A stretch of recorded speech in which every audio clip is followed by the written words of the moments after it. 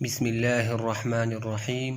السلام علیکم ورحمۃ اللہ وبرکاتہ۔ اس ویڈیو میں ہم کلاس 6 اسلامیات کے جو امپورٹنٹ پوائنٹس ہے، امپورٹنٹ MCQs ہے، ہو سکتے ہیں کہ وہ ایٹا ٹیسٹوں میں آ جائے، تو اس میں ہم وہ امپورٹنٹ پوائنٹس اس ویڈیو میں ہم کور کریں گے انشاءاللہ۔ توحید کے لغوی معنی ہے ایک ماننا، یکتا جاننا۔ اسلامی عقائد میں سب سے پہلا عقیدہ توحید کا ہے۔ لو كان فيهما آلهة إلا الله لفسدتا، یہ سورۃ الانبیاء آیت نمبر 22 ہے۔ شرک کیا ہے؟ شرک یہ ہے کہ اللہ تعالیٰ کی ذات اور صفات میں کسی اور کو اس کا حصہ دار ٹھہرایا جائے۔ اسلام کا بنیادی عقیدہ ہے عقیدہ توحید کا، اور یہ سب سے پہلا عقیدہ ہے۔ لفسدتا کے معنی ہے فساد برپا ہوتا زمین و آسمان دونوں میں۔ توحید کا مطلب یہ ہے کہ اللہ تعالیٰ ذات و صفات میں یکتا ہے۔ عقیدہ توحید انسان میں جرأت و بہادری پیدا کرتی ہے۔ شرعی اصطلاح میں شرک سے مراد ہے اللہ تعالیٰ کے سوا کسی اور کو اللہ تعالیٰ جیسا ماننا، یہ شرک ہے۔ خالی جگہ پر کریں۔ پوری کائنات کا خالق و مالک اور چلانے والا ایک اللہ ہے۔ اللہ تعالیٰ ذات و صفات میں ایک ہے۔ اسلامی تعلیمات میں سب سے زیادہ زور عقیدہ توحید کے عقیدے پر دیا گیا ہے۔ صراط مستقیم کے معنی ہے سیدھا راستہ، نعبد کے معنی ہے عبادت کرتے ہیں۔ اذان کی لغوی معنی ہے بلاوا یا اعلان۔ پہلے مسجد قباء اور پھر مسجد نبوی تعمیر کی، تو اسلام کا سب سے پہلا مسجد کون سا ہے؟ مسجد قباء۔ اذان کی کلمات کو کس نے خواب میں دیکھا تھا؟ تو یہ عبداللہ ابن زید رضی اللہ عنہ نے اذان کی جو کلمات تھے اللہ اکبر، یہ عبداللہ ابن زید نے خواب میں دیکھے تھے۔ جب یہ خواب رسول اللہ صلی اللہ علیہ وسلم کو بیان کیا گیا تو رسول اللہ صلی اللہ علیہ وسلم نے یہ فرمایا کہ یہ کلمات بلال رضی اللہ عنہ کو سکھاؤ۔ تو بلال رضی اللہ عنہ اسلام کا پہلا مؤذن تھا، حضرت بلال رضی اللہ تعالی عنہ۔ نماز کے لیے اذان کا طریقہ کس صحابی کو خواب میں دکھایا گیا؟ عبداللہ ابن زید رضی اللہ عنہ۔ مسجد نبوی کے پہلے مؤذن تھے بلال رضی اللہ عنہ۔ اذان میں اللہ تعالیٰ کی بڑائی بیان کی جاتی ہے 6 مرتبہ۔ اذان سننے پر شیطان کا رد عمل کیا ہوتا ہے، خوف زدہ ہو کر بھاگ جاتا ہے یا دم دبا کر بھاگ جاتا ہے۔ نماز کو عربی میں صلاۃ کہتے ہیں۔ صلاۃ کے لغوی معنی دعا کے ہے۔ توحید کے بعد دوسرا اہم رکن نماز ہے، جو تمام مسلمانوں پر فرض ہے۔ وَأَقِيمُوا الصَّلَاةَ وَآتُوا الزَّكَاةَ وَارْكَعُوا مَعَ الرَّاكِعِينَ، یہ سورۃ البقرہ میں ہے۔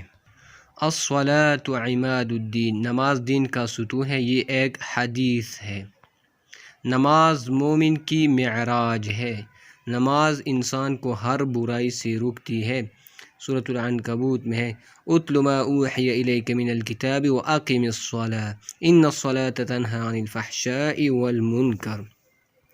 نماز کے فرائض 2 قسم کے ہیں۔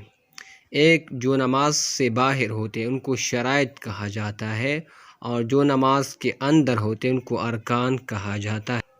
نماز کی شرائط 5 ہے، یعنی جو نماز سے باہر ہوتے ہیں وہ طہارت ہے، سطر ہے، جسم کو چھپانا ہے۔ مرد کا کم از کم سطر ناف سے لے کر گھٹنوں تک، اور عورت کا سطر سوائے چہرے، ہاتھ اور پاؤں کے باقی پورے جسم کا چھپانا ہے۔ قبلہ رخ کھڑے ہونا، وقت پر نماز پڑھنا، اور اس طرح نیت کرنا۔ اور نماز کے ارکان یعنی جو نماز کے اندر ہوتے ہیں وہ 7 ہے۔ تکبیر تحریمہ ہے، قیام ہے، قرأت ہے، قرآن مجید کا کچھ حصہ پڑھنا ہوتا ہے، رکوع ہے، سجدہ ہے، اور آخری قعدہ یا تشہد۔ قعدہ بیٹھنے کی حالت کو کہتے ہیں، اور تشہد کا مطلب ہے گواہی دینا، اور پھر آخر میں سلام ہے۔ صلاۃ کی لغوی معنی ہے دعا۔ حدیث مبارک کے مطابق جان بوجھ کر نماز چھوڑنا کفر ہے۔ راکعین کی معنی ہے رکوع کرنے والی۔ حدیث مبارکہ کی روح سے دین کا ستون ہے نماز۔ المنکر کی معنی ہے برائی۔ نماز کی شرائط میں سے ہے طہارت۔ نماز کی شرائط 5 ہے اور ارکان 7 ہے۔ شرائط نماز سے باہر ہوتے، ارکان نماز کے اندر ہوتے ہیں۔ نماز جنازہ کیا ہے؟ نماز جنازہ میت کے لیے دعا ہے۔ فوت ہو جانے کے بعد سب سے پہلے کیا کیا جاتا ہے؟ میت کو غسل دیا جاتا ہے، اور اس کے بعد اسے ایک اجلا لباس، کفن کیا ہے؟ یہ ایک اجلا لباس ہے۔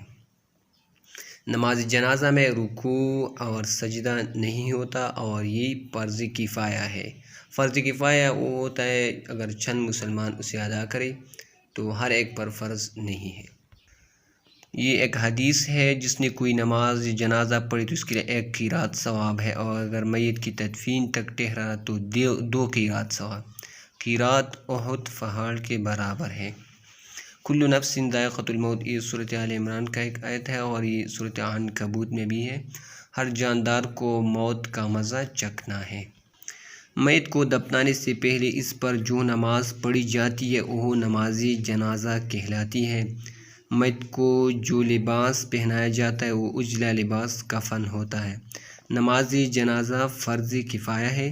موت کا ذائقہ ہر جاندار کو چکھنا ہے۔ نماز جنازہ میں سجدہ اور رکوع نہیں ہوتا۔ نماز جنازہ فرض کفایہ ہے۔ میت کو غسل دینے کے بعد اسے کفن پہنایا جاتا ہے۔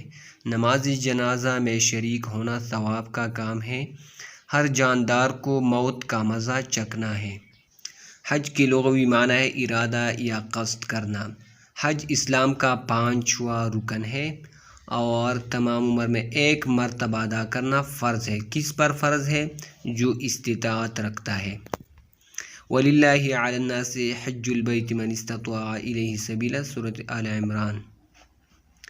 حج کب فرض ہوا تھا؟ 9 ہجری میں فرض ہوا تھا، اور یہ کس کے دین کی یادگار ہے؟ حضرت ابراہیم علیہ السلام۔ خانہ کعبہ کس نے بنایا تھا؟ ابراہیم علیہ السلام اور اسماعیل علیہ السلام نے۔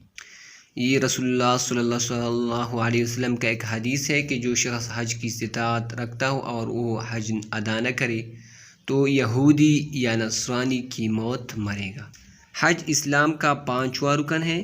بیت اللہ کی تعمیر حضرت ابراہیم علیہ السلام اور اسماعیل علیہ السلام نے کی۔ دنیا بھر کے مسلمان حج میں جمع ہو کر ایک دوسرے کے حالات سے باخبر ہو سکتے ہیں۔ حج کرنے سے گناہ معاف ہو جاتے ہیں۔ استطاع کے معنی ہے طاقت رکھتا ہے۔ حج ہر صاحب استطاعت مسلمان پر عمر بھر میں 1 دفعہ فرض ہے۔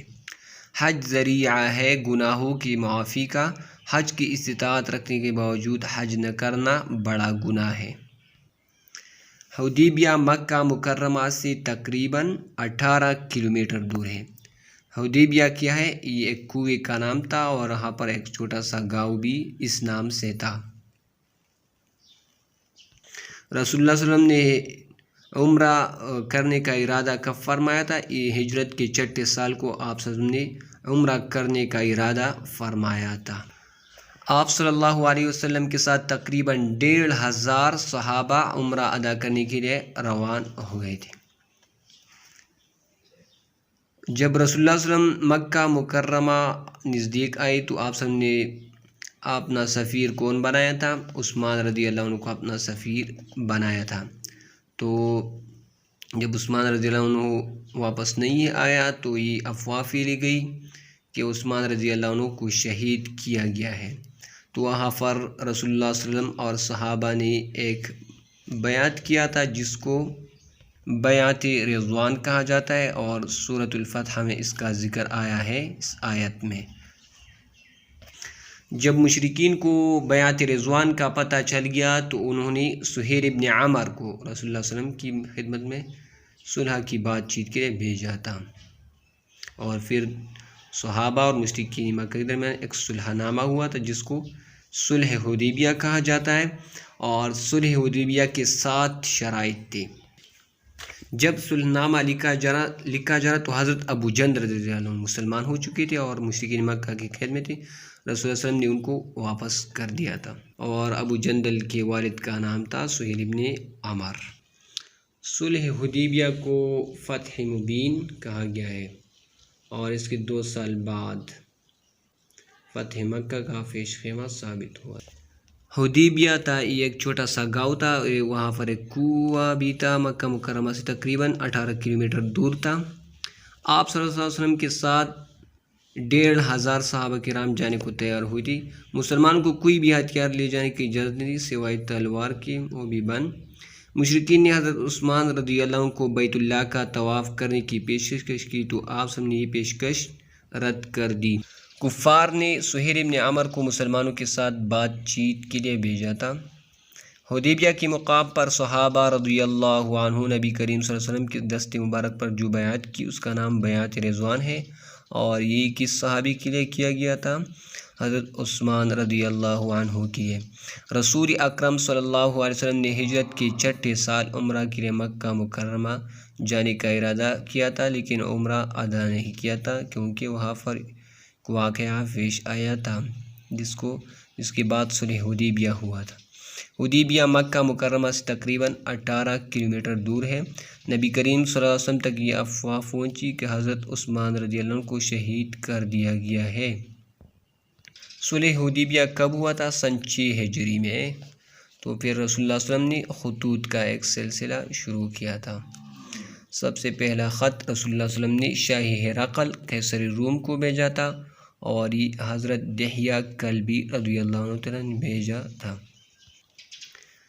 شاہی ہرقل قیصر روم نے اسلام قبول نہیں کیا تھا کیونکہ قوم کی بغاوت اور حکومت چھن جانے کی خوف کی وجہ سے۔ رسول اللہ صلی اللہ علیہ وسلم نے دوسرا مراسلہ حارث ابن ابی شمر حاکم غسان کو بھیجا تھا، اور یہ کس صحابی نے بھیجا تھا؟ شجاع ابن وہب رضی اللہ عنہ۔ اور حارث ابن ابی شمر حاکم غسان بھی ایمان نہیں لایا تھا۔ پھر رسول اللہ صلی اللہ علیہ وسلم نے اپنا تیسرا خط کسریٰ پرویز شاہ فارس کو بھیجا تھا عبداللہ ابن حذافہ رضی اللہ عنہ کے ذریعے، اور اس نے رسول اللہ صلی اللہ علیہ وسلم کا خط پاڑھ لیا تھا۔ رسول اللہ صلی اللہ علیہ وسلم کا خط کس نے پاڑھا تھا؟ یہ کسریٰ پرویز شاہ فارس نے، اور اس کی جو عوام تھی وہ مجوسی رعایا تھی، اور اس کی بیٹی شیرویہ نے اسے ہلاک کر دیا تھا۔ پھر رسول اللہ صلی اللہ علیہ وسلم نے اپنا چوتھا خط مقوقس کی طرف بھیجا تھا حضرت حاتب ابن ابی بلتع رضی اللہ عنہ کے ذریعے، اور اس نے بھی اسلام قبول نہیں کیا تھا۔ پھر رسول اللہ صلی اللہ علیہ وسلم نے اپنا 5واں خط نجاشی شاہ حبشہ اصحمہ نجاشی شاہ حبشہ کے نام بھیجا تھا عمرو ابن امیہ رضی اللہ عنہ کے ذریعے، اور اس نے اسلام قبول کیا تھا۔ اسلام کس نے قبول کیا تھا؟ اصحمہ نجاشی شاہ حبشہ نے۔ رسول نے اپنا 6واں مراسلہ حوضہ ابن علی حنفی کے نام بھیجا تھا، سلیط ابن عمر رضی اللہ عنہ کے ہاتھ بھیجا تھا، اور اس نے بھی اسلام قبول نہیں کیا تھا۔ پھر رسول نے اپنا 7واں مراسلہ منذر ابن ساوہ حاکم بحرین کو بھیجا تھا، سفیر حضرت اللہ ابن حضرمی رضی اللہ عنہ، اور منذر ابن ساوہ اسلام قبول کر چکے تھے۔ تو 2 حکمرانوں نے اسلام قبول کیا تھا، منذر ابن ساوہ اور اصحمہ نجاشی شاہ حبشہ، اس کے علاوہ کسی نے اسلام قبول نہیں کیا تھا۔ بادشاہوں کے نام نبی کریم صلی اللہ علیہ وسلم کے خطوط میں شروع میں لکھا ہوا تھا، سلام ہو اس پر جو ہدایت کا اتباع کرے۔ حارث ابن ابی شمر کے پاس حضور صلی اللہ علیہ وسلم کا خط لے گئی تھی حضرت شجاع ابن وہب رضی اللہ عنہ۔ کسریٰ نے نبی کریم صلی اللہ علیہ وسلم کا خط پاڑھ لیا تھا، اور اس کو خط کس نے بھیجا تھا؟ حضرت عبداللہ ابن حذافہ رضی اللہ عنہ کے ذریعے بھیجا گیا تھا۔ اگر روگردانی کرو گے تو تمہاری مجوسی رعایا کا گناہ بھی تم پر ہوگا۔ یہ جملہ نبی کریم صلی اللہ علیہ وسلم نے کس فرمان روا کو لکھا؟ یہ کسریٰ پرویز شاہ فارس کو لکھا تھا۔ جب نجاشی کو نبی کریم صلی اللہ علیہ وسلم کا خط ملا تو احتراماً زمین پر بیٹھ گیا اور اس نے اسلام قبول کیا تھا، اور اس طرح منذر ابن ساوہ نے بھی اسلام قبول کیا تھا۔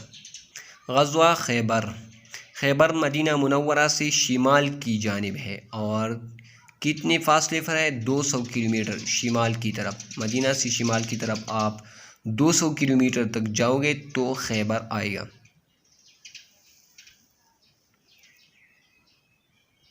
غزوہ خیبر کب ہوا تھا؟ 7 ہجری میں، اور اس میں کتنے صحابہ نے شرکت کی تھی؟ تقریباً 1400 صحابہ۔ یہودیوں نے سامان جنگ کس قلعے میں جمع کر دیا تھا؟ قلعہ نائم میں۔ سب سے دوسرا قلعہ کیا تھا؟ قلعہ قموس، اور یہ کس کا قلعہ تھا؟ یہ مرحب کا تھا، اور اس کو حضرت علی رضی اللہ عنہ نے قتل کیا تھا۔ حضرت علی رضی اللہ عنہ کے پاس غزوہ خیبر میں آپ صلی اللہ علیہ وسلم نے جھنڈا دیا تھا۔ مرحب کو کس نے قتل کیا تھا؟ یہ قلعہ قموس کا ایک پہلوان تھا، اور اس کو علی رضی اللہ عنہ نے قتل کیا تھا۔ فتح خیبر کے بعد پیداوار کا آدھا حصہ مسلمان مجاہدین کے لیے مقرر کیا تھا، اور خیبر کی جو زمینیں تھی ان کے قبضے میں ان کو دی گئی تھی۔ غزوہ خیبر میں 93 یہودی ہلاک ہوئی تھے، 93 اور 15 صحابہ کرام رضی اللہ عنہم شہید ہو گئے تھے۔ خیبر میں کون لوگ آباد تھے؟ یہودی نے سامان جنگ کہا جمع کیا؟ قلعہ نائم۔ غزوہ خیبر میں 15 صحابہ شہید ہوئے تھے۔ قلعہ قموس کس صحابی نے فتح کیا تھا؟ حضرت علی رضی اللہ عنہ۔ خیبر میں کس پھل کے باغات تھے؟ کھجور۔ لشکر اسلام خیبر کب پہنچا؟ رات کے وقت۔ قلعہ قموس کس نامی گرامی پہلوان کا تھا؟ مرہب کا۔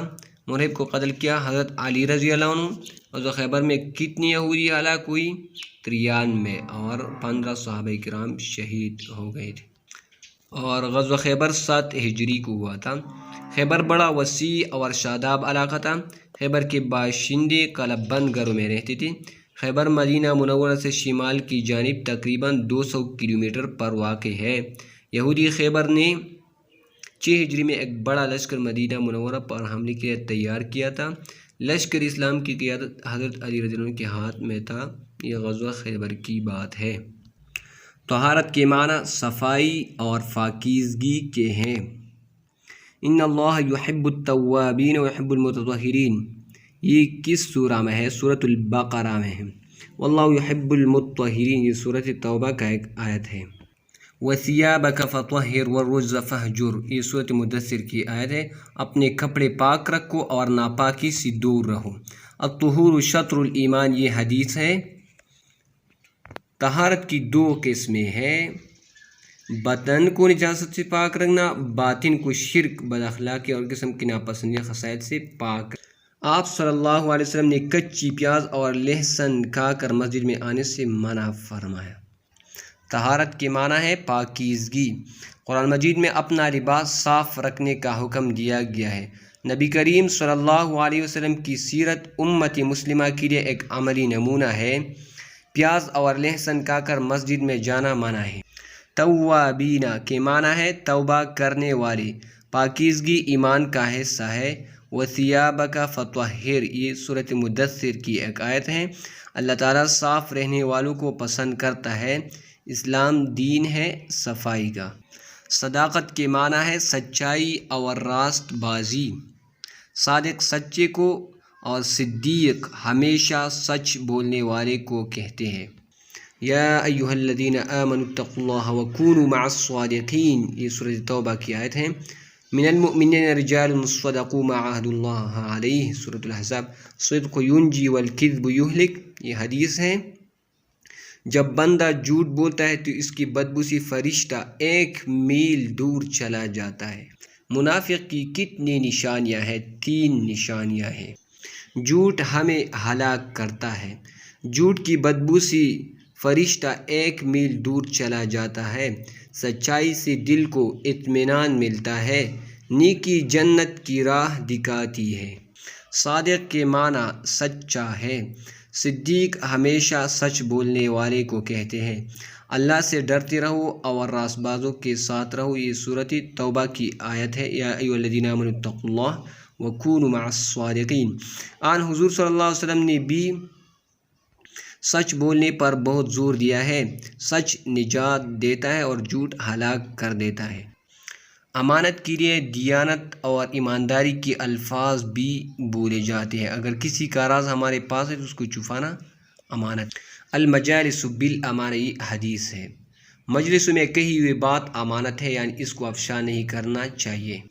اس حالت میں بھی آپ صلی اللہ علیہ وسلم نے کفار کی امانتیں حضرت علی رضی اللہ عنہ کے حوالے کی جب آپ صلی اللہ علیہ وسلم مدینہ ہجرت کرنے والے تھے۔ مجلسوں میں کہی ہوئی بات امانت ہے۔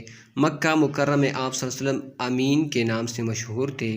ہجرت کی رات کافر حضرت محمد صلی اللہ علیہ وسلم کی جان لینا چاہتے تھے۔ ہجرت کی رات آپ صلی اللہ علیہ وسلم نے حضرت علی رضی اللہ عنہ کو امانتیں واپس کرنے کا حکم دیا تھا۔ جس میں امانت نہیں اس میں ایمان نہیں، یہ حدیث ہے۔ امانت کے لیے دیانت اور ایمانداری کے الفاظ بھی بولے جاتے ہیں۔ کسی کا راز چھپانا امانت ہے۔ مشورہ مانگنے والے کو صحیح مشورہ دینا بھی امانت ہے۔ اسلام میں امانت کا مفہوم بہت وسیع ہے۔ مجلس میں کہی گئی بات بتانا امانت کے خلاف ہے۔ احسان کے لغوی معنی ہے کسی سے بھلائی، مہربانی اور اچائی کا سلوک کرنا۔ ان اللہ یأمر بالعدل والاحسان، یہ سورۃ النحل کی آیت ہے۔ اللہ تعالیٰ تم کو انصاف اور احسان کرنے کا حکم دیتا ہے۔ هل جزاء الاحسان الا الاحسان، نیکی کا بدلہ نیکی کے سوا کچھ نہیں ہے، سورۃ الرحمن کی آیت ہے۔ احسن کما احسن اللہ الیک، سورۃ القصص کی آیت ہے، قارون کے لیے یہ آیت۔ وَأَحْسِنُوا إِنَّ اللَّهَ يُحِبُّ الْمُحْسِنِينَ، سورۃ البقرہ۔ جب انسان گناہ کرتا ہے تو ایک گناہ لکھا جاتا ہے، جب نیکی کرتا ہے تو 10 سے لے کر 700 تک نیکیاں لکھی جاتی ہیں۔ اسلام میں احسان کا مفہوم بہت وسیع ہے۔ مسلمانوں کو احسان کرنے کا حکم دیا گیا ہے تمام مخلوق کے ساتھ۔ بہترین طریقے پر عبادت کرنا احسان کہلاتا ہے۔ اللہ تعالیٰ کے احسانات میں سب سے بڑا احسان یہ ہے کہ اس نے ہمیں مسلمان پیدا کیا ہے۔ اسلام میں احسان کا مفہوم بہت وسیع ہے۔ احسان کے لغوی معنی بھلائی، مہربانی اور اچائی کا سلوک کرنا ہے۔ محسنین کا معنی ہے نیکی کرنے والے۔ جس طرح اللہ تعالیٰ نے تیرے ساتھ احسان کیا اس طرح تو بھی کر۔ انسانوں کے علاوہ جانوروں کے ساتھ بھی احسان کرنے کا حکم ہے۔ احسان کا بدلہ احسان کے سوا کچھ نہیں۔ ایثار کا مطلب ہے اپنی ضرورت پر دوسرے کی ضرورت کو ترجیح دینا۔ وَيُؤْثِرُونَ عَلَىٰ أَنفُسِهِمْ وَلَوْ كَانَ بِهِمْ خَصَاصَةٌ، سورۃ الحشر۔ وہ اپنی ذات پر دوسروں کو ترجیح دیتے ہیں خواہ ان کو خود احتیاج ہو۔ حضرت ابو جہم ابن حذیفہ کہتے کہ میں جنگ یرموک میں اپنے چچا زاد بھائی کی تلاش میں نکلا۔ یہ ایک قصہ ہے جنگ یرموک کا۔ ابو جہم ابن حذیفہ رضی اللہ عنہ نے پانی زخمی صحابہ کے لیے لایا تھا، تو وہ قریب الموت جو صحابہ تھے وہ ایک دوسرے کو ترجیح دے رہے تھے کہ اس کو پانی پلاؤ، اس کو پانی پلاؤ۔ تو ابو جہم ابن حذیفہ کہتا ہے کہ جب میں پہلے والے صحابی کے پاس آئے تو وہ شہید ہو گیا تھا، پھر دوسرے کے پاس تو بھی شہید۔ تو یہ کس جنگ کی بات ہے؟ یہ جنگ یرموک کی بات ہے، اور اس میں صحابی تھا ابو جہم ابن حذیفہ رضی اللہ عنہ۔ تو جنگ یرموک میں صحابہ کرام نے ایثار کا ایک ایسا نمونہ پیش کیا تھا جو ہم سب کے لیے ایک نمونہ ہے۔ انصار مدینہ نے مہاجرین کی مدد کی۔ جنگ یرموک میں زخمی صحابہ نے ایثار کی ایک مثال قائم کی۔ پاکستان کے مسلمان 2005 کے زلزلے میں ایثار و قربانی کا مظاہرہ کیا، اور 2010 کے سیلاب میں بھی ایثار و قربانی کا مظاہرہ کیا تھا۔ بچوں نے زلزلے کے متاثرین کی امداد کے لیے جیب خرچ کی رقم بھی دے دی۔ اپنی ضرورت پر دوسرے کی ضرورت کو ترجیح دینا ایثار کہلاتا ہے۔ انصاری مدینہ نے انصار کا عملی نمونہ پیش کیا۔ صحابہ کرام رضی اللہ عنہم کی ایثار کی قرآن مجید میں بیان کی گئی۔ خصاصہ کے معنی ہے حاجت مند۔ ہمیں ہر وقت ملک و قوم کے لیے ایثار کا مظاہرہ کرنا چاہیے۔ حقوق العباد سے مراد بندوں کے حقوق ہے۔ بندوں کے حقوق میں اولیت والدین کے حقوق، وبالوالدین احسانا وقضى ربك الا تعبدوا الا اياه وبالوالدین احسانا۔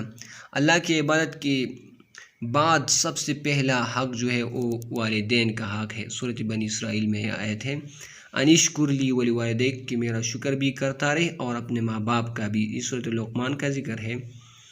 والدین کا نافرمان شخص جنت کی خوشبو سے بھی محروم رہے گا۔ اللہ تعالیٰ کا شکر ادا کرنے کے ساتھ ساتھ والدین کا شکر ادا کرنے کا حکم دیا گیا ہے۔ والدین کے ساتھ بھلائی کرنی چاہیے۔ حدیث نبوی کے مطابق والدین کا نافرمان جنت کی خوشبو سے بھی محروم رہے گا۔ والدین کے دوستوں سے حسن سلوک کیا جائے، والدین کی بڑھاپے میں خدمت کی جائے۔ بندوں کے حقوق میں اولیت والدین کے حقوق کو حاصل ہے۔ انسان کو سب سے زیادہ مدد والدین سے ملتی ہے۔ والدین اپنی راحت بچوں کی راحت پر قربان کر دیتے ہیں۔ والدین کے ساتھ اچھا سلوک کرتے رہو۔ وَلَا تَقْتُلُوا أَوْلَادَكُمْ خَشْيَةَ إِمْلَاقٍ نَحْنُ نَرْزُقُهُمْ وَإِيَّاكُمْ إِنَّ قَتْلَهُمْ كَانَ خِطْئًا كَبِيرًا۔ اپنی اولاد کو مفلسی کے خوف سے قتل نہ کریں۔ سورۃ بنی اسرائیل کی ایک آیت ہے۔ بچے کی پیدائش کے بعد اس کے دائیں کان میں اذان دیا جاتا ہے اور بائیں کان میں اقامت۔ دائیں کان میں اذان، بائیں میں اقامت۔ اور خوشی کے اظہار کے 7ویں دن بکرا ذبح کر کے گوشت تقسیم کرنا جو عقیقہ کہلاتا ہے۔ بچے کا اچھا نام رکھنا، بال منڈوانا۔ نرزقہم کے معنی ہے ہم انہیں رزق دیتے ہیں۔ اسلام سے پہلے لوگ لڑکیوں کو درگور کرتے تھے۔ اولاد کے ساتھ محبت سے پیش آنا چاہیے۔ اولاد کی ایسی پرورش کرنی چاہیے کہ وہ محب وطن بن سکے۔ والدین پر بچوں کے حقوق بھی ہیں۔ اپنی اولاد کو رزق کے خوف سے یا مفلسی کے خوف سے قتل نہ کرو۔ اسلام نے اولاد پر عقیقہ کرنے کا حکم دیا ہے۔ اپنی استطاعت کے مطابق بچے کی تعلیم و تربیت کا انتظام کرنا والدین کا فرض ہے۔ اساتذہ استاذ کی جمع ہے۔ استاذ کو معلم، مدرس اور مربی بھی کہا جاتا ہے۔ استاذ کیا کرتا ہے؟ ذہنی، روحانی اور جسمانی تربیت کرتا ہے۔ انما بعثت معلما، یہ حدیث ہے، مجھے معلم بنا کر بھیجا گیا ہے۔ حضرت علی رضی اللہ عنہ فرماتے ہیں جس نے مجھے ایک لفظ بھی سکھایا اس نے مجھے اپنا غلام بنایا۔ استاد بچوں کی ذہنی تربیت کرنے والا ہوتا ہے۔ اسلام نے ہر مسلمان کے علم حاصل کرنا فرض قرار دیا ہے۔ انبیاء کرام علیہ السلام اپنی اپنی امتوں کے لیے معلم تھے۔ استاد بچے کے اخلاق کو معیاری بناتا ہے۔ استاد کو معلم اور مربی بھی کہا جاتا ہے۔ استاد بچے کو تعلیم دیتا ہے۔ آپ صلی اللہ علیہ وسلم کا فرمان ہے کہ مجھے تو معلم ہی بنا کر بھیجا گیا۔ عربی میں پڑوسی کو جار کہتے ہیں، اردو میں اسے ہمسایہ کہتے ہیں۔ ہمسایہ 2 لفظوں سے بنا ہے، ہم اور سایہ۔ اس کا مطلب ہے ایک ہی سایہ یا ایک ہی جگہ میں رہنے والے لوگ۔ ہمسائی کے حق کا دائرہ دائیں بائیں آگے پیچھے 40 گھروں تک وسیع ہوتا ہے۔ پڑوسی وہ بھی ہے جو عارضی طور پر پاس بیٹھنے والا ہو۔ شریکی کار، شریکی سفر بھی پڑوسی ہوتا ہے۔ والجار ذی القربى والجار الجنب والصاحب بالجنب، رشتہ دار، ہمسائی، اجنبی ہمسائی، رفقائی، فہلو یعنی پاس بیٹھنے والے کے ساتھ احسان کرو۔ رسول اللہ صلی اللہ علیہ وسلم فرماتا ہے کہ جبریل علیہ السلام مجھے ہمسائی کے حقوق کی اتنی تاکید کی کہ مجھے خیال ہو کہ پڑوسی کو وارث قرار دیا جائے گا۔ پڑوسی کو کوئی خوشی حاصل ہو تو مبارکباد دینا چاہیے۔ آپ صلی اللہ علیہ وسلم نے ایک عورت کو دوزخی قرار دیا کیونکہ وہ ہمسایوں کو تنگ کرتی تھی۔ ہمسایوں کے حقوق کا دائرہ دائیں بائیں آگے پیچھے 40 گھروں تک ہے۔ ایک حدیث شریف کے مطابق وہ شخص کبھی بھی جنت میں داخل نہ ہوگا جس کے پڑوسی اس کی شر سے محفوظ نہ ہو۔ ذی القربہ کے معنی رشتہ دار، شریکی کار اور شریکی سفر کو بھی پڑوسی کہا جاتا ہے۔ اچھا پڑوسی وہ ہے جو مصیبت کے وقت اپنے پڑوسی کی مدد کرے۔ پڑوسی بیمار ہو جائے تو علاج کرانا چاہیے۔ ضرورت کے وقت پڑوسی کی مدد کرنی چاہیے۔ پڑوسی کو تکلیف دینا ایک مسلمان کو زیب نہیں دیتا۔ پڑوسی کو تکلیف دینا جنت سے محرومی کا باعث بنتا ہے۔ حضرت خدیجہ رضی اللہ تعالی عنہا قریش کے قبیلے بنو اسد سے تھی۔ بنو اسد، اس کے والد کا نام تھا خویلد ابن اسد، تو اس کے ذریعے ہم اس کا قبیلہ بھی معلوم کر سکتے ہیں۔ بنو اسد، خویلد ابن اسد اس کے والد کا نام تھا۔ اس کا لقب تھا طاہرہ۔ آپ رضی اللہ تعالیٰ کا شمار مکہ مکرمہ کے مالدار لوگوں میں ہوتا تھا، تجارت کرتی تھی۔ آپ صلی اللہ علیہ وسلم نے ان کا تجارتی مال شام لے کر گئے تھے۔ حضرت خدیجہ رضی اللہ عنہ کا غلام میسرہ تھا اور آپ صلی اللہ علیہ وسلم کے ساتھ شام تشریف لے گئے تھے۔ پھر اپنی سہیلی نفیسہ کے ذریعے آپ صلی اللہ علیہ وسلم کو نکاح کا پیغام بھجوایا تھا۔ خدیجہ رضی اللہ عنہا نے سہیلی نفیسہ کے ذریعے۔ پھر آپ صلی اللہ علیہ وسلم نے اپنے چچا ابو طالب سے پوچھا اور 40 برس کی عمر میں 40 برس کی عمر جب خدیجہ رضی اللہ عنہ کی تھی، اور آپ کی عمر 25 سال تھی، اور آپ صلی اللہ علیہ وسلم نے ان سے نکاح فرمایا۔ جب آپ صلی اللہ علیہ وسلم پر پہلے وحی آئی تو سب سے پہلے عورتوں میں ایمان خدیجہ رضی اللہ عنہ لائی تھی۔ خدیجہ رضی اللہ عنہ 65 برس کی عمر میں وفات پائی۔ جس سال پر وہ وفات ہوئی تھی عام الحزن یعنی غم کا سال قرار دیا، یہ نبوت کا 10واں سال تھا۔ حضرت خدیجہ رضی اللہ تعالی عنہ کے قبیلے کا نام تھا بنو اسد، اس کے والد کا نام تھا خویلد ابن اسد۔ حضرت خدیجہ رضی اللہ عنہ کا لقب تھا طاہرہ۔ حضرت خدیجہ رضی اللہ عنہ کے غلام کا نام تھا میسرہ۔ رسول اللہ صلی اللہ علیہ وسلم نے کے ساتھ نکاح کے وقت خدیجہ کی عمر تھی رضی اللہ عنہ 40 برس، اور آپ کی وفات کی عمر ہے 65 برس، اور آپ صلی اللہ علیہ وسلم کی وفات کی عمر ہے 63 برس۔ حضرت خدیجہ کے والد کا نام تھا خویلد ابن اسد۔ عام الحزن غم کا سال طاہرہ۔ خدیجہ رضی اللہ عنہ کا لقب طاہرہ۔ نبی کریم صلی اللہ علیہ وسلم کا لقب صادق و امین نفیسہ۔ حضرت خدیجہ کی صحیح۔ حضرت علی رضی اللہ عنہ 13 رجب 30 عام الفیل بمطابق 600 عیسوی کو پیدا ہوئی تھی۔ آپ رضی اللہ عنہ کا نام علی، کنیت ابو الحسن اور ابو تراب، اور لقب حیدر تھا۔ آپ رضی اللہ عنہ حضور صلی اللہ علیہ وسلم کے چچا ابو طالب کے بیٹے تھے۔ حضرت علی رضی اللہ عنہ کی پرورش کی ذمہ داری خود حضرت محمد صلی اللہ علیہ وسلم نے لی تھی۔ آپ صلی اللہ علیہ وسلم نے اپنی بیٹی حضرت فاطمہ رضی اللہ عنہ کی شادی آپ رضی اللہ عنہ کے ساتھ کرا دی تھی۔ بچوں میں سب سے پہلے اسلام قبول کیا تھا علی رضی اللہ عنہ، اس کی عمر 9 سال تھی یا 10 سال، کچھ کتابوں میں ہے۔ آپ رضی اللہ عنہ نے قلعہ قموس کے سردار مرہب کو قتل کیا تھا، اور اس کے حیدر کرار کے نام سے مشہور ہوئی تھی۔ مجلس شورا کے رکن تھے۔ چوتھا خلیفہ تھے آپ رضی اللہ عنہ۔ 4 سال 9 ماہ تک آپ نے خلافت کی تھی۔ 4 سال 9 ماہ۔ زکوٰۃ اور جزیہ کی وصولی کا نظام، عدالتوں کا نظام آپ نے رائج کیا تھا۔ آپ رضی اللہ عنہ کاتب وحی بھی تھے۔ آپ رضی اللہ عنہ پر حملہ کب ہوا تھا؟ 19 رمضان المبارک کو کوفہ کی مسجد میں نماز فجر کے وقت ایک بدبخت خارجی عبد الرحمن ابن ملجم نے حملہ کر دیا تھا، اور آپ رضی اللہ عنہ 21 رمضان 40 ہجری کو شہید ہو گئے تھے۔ 21 رمضان 40 ہجری۔ خارجی عبد الرحمن ابن ملجم۔ بچوں میں سب سے پہلے اسلام قبول کیا علی رضی اللہ عنہ نے۔ حضور صلی اللہ علیہ وسلم کے داماد تھے علی رضی اللہ عنہ اور عثمان رضی اللہ عنہ۔ ہجرت کی رات حضور صلی اللہ علیہ وسلم نے کے بستر پر سو گئے علی رضی اللہ عنہ۔ غزوہ خیبر میں نمایاں کارکردگی دکھائی علی رضی اللہ عنہ۔ حضرت علی رضی اللہ عنہ مسلمانوں کے چوتھے خلیفہ راشد تھے۔ حضرت علی رضی اللہ عنہ کی ولادت 600 عیسوی میں ہوئی تھی، 13 رجب 30 عام الفیل۔ حضرت علی رضی اللہ عنہ کو خارجی عبد الرحمن ابن ملجم نے شہید کیا تھا۔ حضرت علی رضی اللہ عنہ 40 ہجری 21 رمضان المبارک 40 ہجری میں شہید ہو گئی تھی۔ حضرت سید علی حجویری رحمۃ اللہ علیہ۔ حضرت علی بن عثمان حجویری جلابی رحمۃ اللہ علیہ برصغیر پاک و ہند کے مشہور عالم، صوفی اور درویش تھے۔ آپ رحمۃ اللہ کی ولادت 400 ہجری حجویر افغانستان میں پیدا ہوئی۔ 400 ہجری حجویر افغانستان۔ غزنی کے محلہ جلاب میں نشوونما پائی۔ حضرت سید علی حجویری نے کہا پرورش پائی غزنی کے محلہ جلاب میں، اور والد کا نام تھا سید عثمان۔ حضرت علی حجویری نے تصوف پر پارسی زبان میں کئی کتابیں لکھی، اور مشہور تصنیف ہے کشف المحجوب۔ کشف المحجوب یہ کتاب کس نے لکھا ہے؟ علی حجویری رحمۃ اللہ علیہ۔